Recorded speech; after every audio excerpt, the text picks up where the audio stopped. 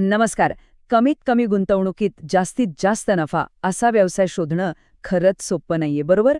पण आज आपण अशाच एका जबरदस्त संधीबद्दल बोलणार आहोत. आणि ती संधी आहे सोलार ड्रायर वापरून फूड प्रोसेसिंग करण्याचा व्यवसाय. म्हणजे बघा, जर कमी पैशात स्वतःचा काहीतरी व्यवसाय सुरू करायचा विचार मनात असेल ना, तर हा पर्याय एकदम परफेक्ट आहे. चला तर मग या व्यवसायाबद्दल सगळं काही जाणून घेऊया. आणि सगळ्यात भारी गोष्ट काय आहे माहितीये? हा व्यवसाय अगदी घरबसल्या सुरू करता येतो आणि बाजारात याला डिमांडही खूप आहे. आणि आता सगळ्यात इंटरेस्टिंग गोष्ट म्हणजे कमाई किती. तर योग्य प्लॅनिंग केलं तर महिन्याला तब्बल 50,000 रुपये कमवणं शक्य आहे. हो, तुम्ही अगदी बरोबर ऐकलं, 50,000. तर आज आपण काय काय बघणार आहोत? सगळ्यात आधी ही नेमकी संधी काय आहे? मग हे सोलर ड्रायरचं तंत्रज्ञान कसं काम करतं? त्यानंतर आपण नक्की काय विकू शकतो? गुंतवणुकीचं आणि कमाईचं गणित कसं असेल? आणि सगळ्यात महत्त्वाचं, तयार झालेला माल विकायचा कुठे? ठीक आहे, चला तर मग सुरुवात करूया आपल्या पहिल्या पॉइंटपासून. ही व्यवसायाची संधी नेमकी आहे तरी काय? ह्या बिझनेसची सगळ्यात मोठी खासियत काय आहे तर कमीत कमी खर्च आणि प्रचंड मागणी. बघा, वाळवलेल्या भाज्यांना आणि फळांना वर्षभर मार्केटमध्ये मागणी असते, त्यामुळे हा एक खूपच सेफ आणि फायद्याचा सौदा आहे. बरं, आता आपण या व्यवसायाच्या अगदी मूळ गोष्टीकडे येऊया. ते म्हणजे सोलर ड्रायर टेक्नॉलॉजी. आता हे आहे तरी काय आणि याचे फायदे काय आहेत तेच समजून घेऊयात. अगदी सोप्या शब्दात सांगायचं झालं तर सोलर ड्रायर म्हणजे काय? तर सूर्याच्या उष्णतेवर चालणारी एक बंद पेटी समजा.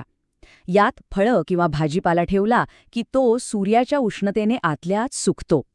आणि सगळं बंद असल्यामुळे ना, आतला पदार्थ एकदम स्वच्छ आणि सुरक्षित राहतो. आता बघा, आपली जुनी पद्धत म्हणजे उन्हात वाळवणं आणि सोलार ड्रायर वापरणं यात जमीन अस्मानाचा फरक आहे. उन्हात वाळवलं तर काय होतं? धूळ बसते, कीटक लागतात आणि मग मालाला भाव मिळत नाही. पण सोलार ड्रायरमध्ये पदार्थ एकदम स्वच्छ राहतो, क्वालिटी टिकून राहते आणि म्हणूनच मार्केटमध्ये जास्त किंमत मिळते. ओके, तर टेक्नॉलॉजी तर समजली. पण आता प्रश्न पडतो की ह्या मशीनचा वापर करून आपण नक्की विकायचं काय? कोणती उत्पादनं बनवू शकतो? अरे, इथे तर भरपूर ऑप्शन्स आहेत. विचार करा, मिरची, कांदा, लसूण, टोमॅटो यांसारख्या रोज लागणाऱ्या भाज्या किंवा मग केळी आणि आंब्यासारखी फळं, हे सगळं सुकवून विकता येतं. एवढंच नाही तर मेथी, कोथिंबीर यांसारख्या पालेभाज्या सुकवून विकल्या तर त्यालाही बाजारात खूप चांगली मागणी आहे. चला, आता सगळ्यात महत्त्वाच्या विषयावर बोलूया. तो म्हणजे पैसा. गुंतवणूक किती करावी लागेल आणि कमाई किती होईल, बरोबर ना? कुठलाही बिझनेस सुरू करण्याआधी हे गणित तर माहीतच पाहिजे.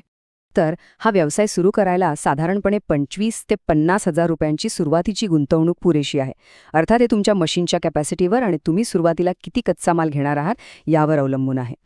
आता हे पैसे नेमके कुठे लागतात? तर बघा, यातला मोठा खर्च असतो तो सोलार ड्रायर मशीनचा. त्यानंतर काही पैसे लागतील कच्चा माल म्हणजे फळं आणि भाज्या विकत घ्यायला, आणि उरलेले पैसे लागतील चांगल्या पॅकिंग मटेरियलसाठी.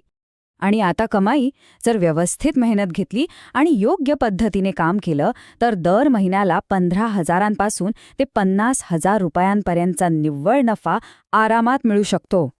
आणि हे गणित खरंच किती जबरदस्त आहे बघा. जेवढी तुमची जास्तीत जास्त गुंतवणूक आहे तेवढाच महिन्याला नफा मिळण्याची शक्यता आहे. म्हणजे काय, तर काही महिन्यातच गुंतवलेले पैसे परत. बरं, माल तर तयार झाला, पण आता सगळ्यात मोठा प्रश्न हा विकायचा कुठे? चला तर मग आता मार्केट कुठे कुठे आहे ते पाहूया. या प्रॉडक्ट्ससाठी मार्केट खूप मोठं आहे. तुम्ही थेट हॉटेल्स आणि रेस्टॉरंट्सना माल देऊ शकता. तुमच्या जवळची किराणा दुकानं, सुपरमार्केट्स, स्थानिक बाजारपेठ इथेही विकू शकता. आणि हो, आजच्या जगात तर ऑनलाईनचा पर्याय आहेच. Amazon, फ्लिपकार्ट सारख्या वेबसाईटवर विकणं हा एक बेस्ट ऑप्शन ठरू शकतो. पण एक गोष्ट लक्षात ठेवायला हवी. तुमच्या प्रोडक्टची क्वालिटी जेवढी महत्त्वाची आहे ना, तेवढंच त्याचं पॅकिंग आणि ब्रँडिंग पण महत्त्वाचं आहे. कारण चांगलं पॅकिंग असेल तरच ग्राहक आकर्षित होतो आणि तुमचा बिझनेस वेगाने वाढतो. म्हणजे थोडक्यात सांगायचं तर महिन्याला फक्त 100 ते 200 किलो माल जरी विकला गेला तरी 15 ते 50 हजारांचा नफा कुठेच गेला नाही. आणि एकदा का तुमचा बिझनेस सेट झाला की हीच कमाई लाखांमध्ये पण जाऊ शकते. म्हणूनच या संधीवर नक्की विचार करा. घरात थोडी जागा आणि भरपूर सूर्यप्रकाश एवढं जरी असेल तर का माहीत, हाच तो व्यवसाय ठरवू शकतो जो आर्थिक स्वातंत्र्याकडे नेणाऱ्या एका नव्या भविष्याची सुरुवात करेल.